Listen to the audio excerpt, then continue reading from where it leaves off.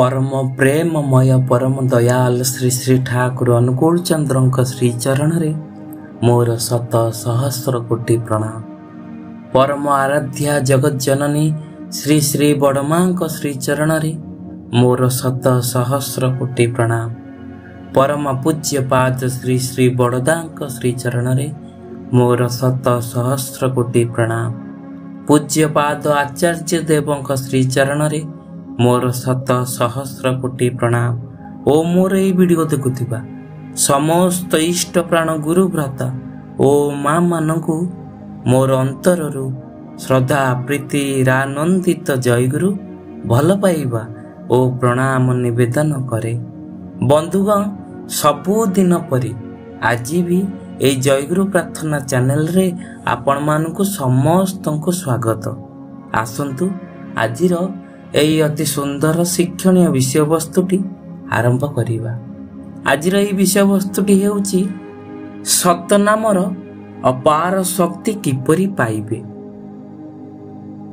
श्री गुरु प्रदत्त सतनाम उपरे आजी एमिति एक उपाय कहिबु जहा द्वारा सतनाम मनन करिबा अपेक्षा सतनाम लेखिले 100 गुण अधिक पुण्य मिलिबो आउ सतनामर अपार शक्ति को अनुभव करि परिबे पाई परिबे।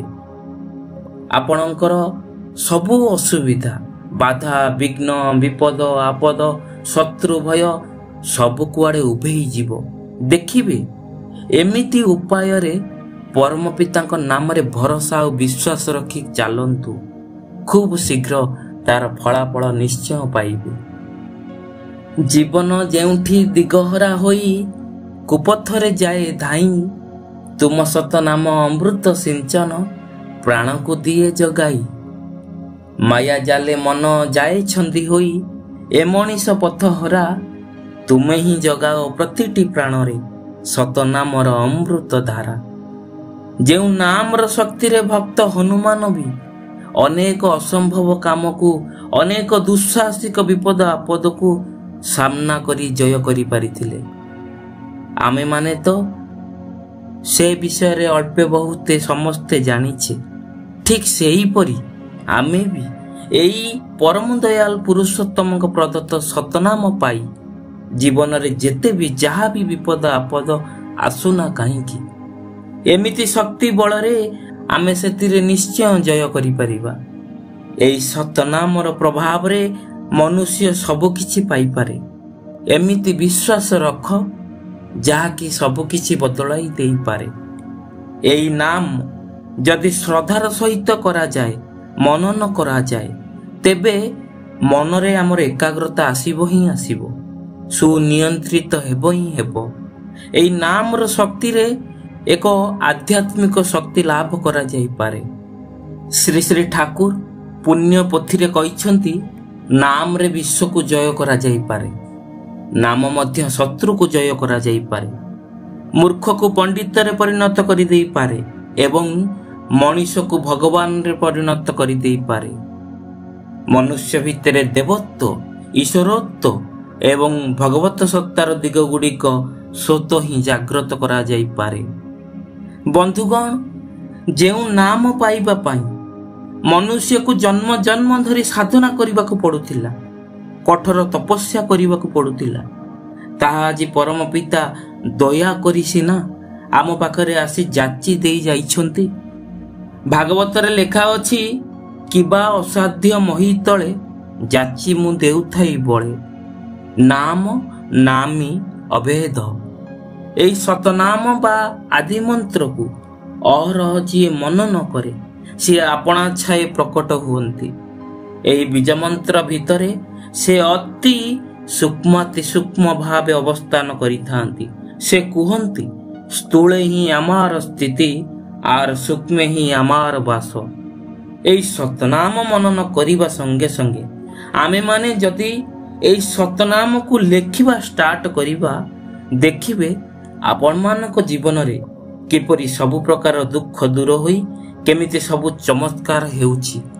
एई सतनाम रो लेखिबा द्वारा आमर मुहरे उच्चारण हेबा सहित कर्ण रे सुनिबा हेला आखिरे देखिबा हेला मन रे गोटे एकाग्रता आसिला ଅର୍ଥାତ୍ ଏହାର ପ୍ରଭାବରେ ଆମ ଜୀବନରେ ଅନେକ ପ୍ରକାର କୁପ୍ରଭାବ ପକାଉଥିବା ଯେଉଁ ଗ୍ରହରିଷ୍ଟ ଅଛି ତାହା ଖଣ୍ଡନ ହୋଇ ଶୁଭଫଳାୟକ ପ୍ରଦାନ କରିବା ହେବେ। ତେବେ ଆସନ୍ତୁ ଜାଣିବା ସେଇ ନାମ ଲେଖିବାର ପଦ୍ଧତି କେମିତି।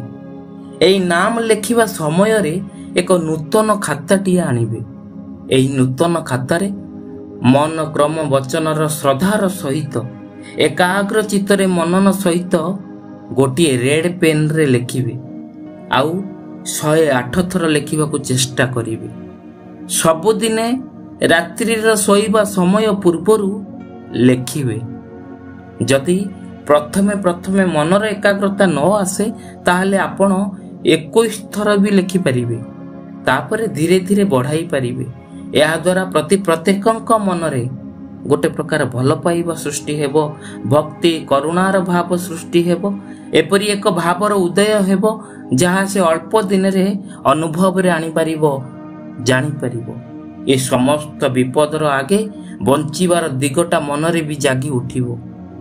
ମନରେ ସେହି ପରମ ପୁରୁଷଙ୍କର ପ୍ରତିଛବି ସ୍ଥାପନା କରି ଏହି କାମ କଲେ, ଏହି ସତନାମର ଅପାର ଶକ୍ତିକୁ ମନନ କଲେ, ଲେଖନ କଲେ, ଏହାର ସୁଫଳ ଏତେ ଯେ ପାଇବେ ତାହାର ଅନେକ ପୂର୍ବରୁ ବାସ୍ତବ ଦୃଷ୍ଟାନ୍ତ ମାନ ରହିଅଛି।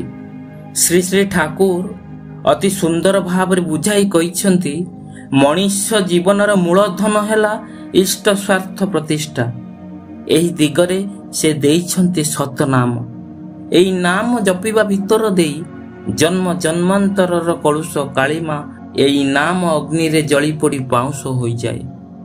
ଏହି ସଂସାରରୁ ମୁକ୍ତି ପାଇବା ପାଇଁ ଯେତେ ସବୁ ପନ୍ଥାର ଆଶ୍ରୟ ନେବାକୁ ମହାପୁରୁଷମାନେ ନିର୍ଦ୍ଦେଶ ଦେଇଛନ୍ତି, ଏହି ପବିତ୍ର ନାମର ଉପାସନା ହିଁ ସର୍ବଶ୍ରେଷ୍ଠ ଓ ସର୍ବପ୍ରଧାନ ଅଟେ। ଏହି ନାମର ମହିମା ଅପରମ୍ପାର। ତାଙ୍କରି ପ୍ରଦତ୍ତ ସତନାମ ମନନ ଦ୍ୱାରା ଜଗତରେ ଏମିତି କିଛି ଶକ୍ତି ନାହିଁ ଯାହାକୁ ବିନାଶ କରିପାରିବ। ଯିଏ ସଚରାଚର ବ୍ରହ୍ମାଣ୍ଡର ସ୍ରଷ୍ଟା, ତାଙ୍କରି ନୀତି ନିୟମରୁ ବିଚ୍ୟୁତ ହିଁ ପ୍ରହେଳିକାମୟ ମରଣ ଦ୍ୱାରର ହିଁ ଆଶ୍ରୟ। ତେଣୁ ଉକ୍ତ ଘଡ଼ି ସନ୍ଧି ମୁହୂର୍ତ୍ତରେ ଯୁଗପୁରୁଷୋତ୍ତମ ଶ୍ରୀ ଶ୍ରୀ ଠାକୁର ଅନୁକୂଳ ଚନ୍ଦ୍ରଙ୍କୁ ଆମେ ଜୀବନରେ ଧରି ଚାଲିବା ନିହାତି ଦରକାର। ଯାଇଫୁଲ ମାଳିକାରେ ଲେଖା ଅଛି ଯେ ଗୁରୁ ନାମ କର ସାର, ତେବେ ଭବ ସିନ୍ଧୁ ହୋଇବୁ ପାର। ଲୋ ଯାଇଫୁଲ, ଏଇ ସତ୍ୟ ବଚନ ମୋହର। ତେବେ ବନ୍ଧୁଗଣ, ଆଜିର ଏହି ସୁନ୍ଦର ବିଷୟବସ୍ତୁଟି ଆପଣମାନଙ୍କୁ କେମିତି ଲାଗିଲା ଆମକୁ କମେଣ୍ଟ ସେକ୍ସନରେ ନିଶ୍ଚୟ ଜଣାଇବେ। ଏପର୍ଯ୍ୟନ୍ତ ଯଦି ଜୟଗୁରୁ ପ୍ରାର୍ଥନା ଚ୍ୟାନେଲକୁ ସବସ୍କ୍ରାଇବ୍ କରିନାହାନ୍ତି ତେବେ ଶୀଘ୍ର ଯାଇ ସବସ୍କ୍ରାଇବ୍ କରିଦିଅନ୍ତୁ। ଆଉ ବେଲ୍ ନୋଟିଫିକେସନକୁ ମଧ୍ୟ ପ୍ରେସ୍ କରିଦିଅନ୍ତୁ। ଆମର ସବୁଦିନ ଏଇଭଳି ଅତି ସୁନ୍ଦର ଶିକ୍ଷଣୀୟ ବିଷୟବସ୍ତୁ ଆପଣମାନଙ୍କ ପାଖରେ ଶୀଘ୍ର ପାଇପାରିବେ। ତେବେ ଆସନ୍ତୁ ଆଜିର ଏହି ବିଷୟବସ୍ତୁରେ ଏତିକି। ପୁଣି ଆଉ ଗୋଟିଏ ଏଇଭଳି ଅତି ସୁନ୍ଦର ଶିକ୍ଷଣୀୟ ବିଷୟବସ୍ତୁଟିଏ ନେଇ ଆସିବୁ। ସେ ପର୍ଯ୍ୟନ୍ତ ଜୟ ଗୁରୁ।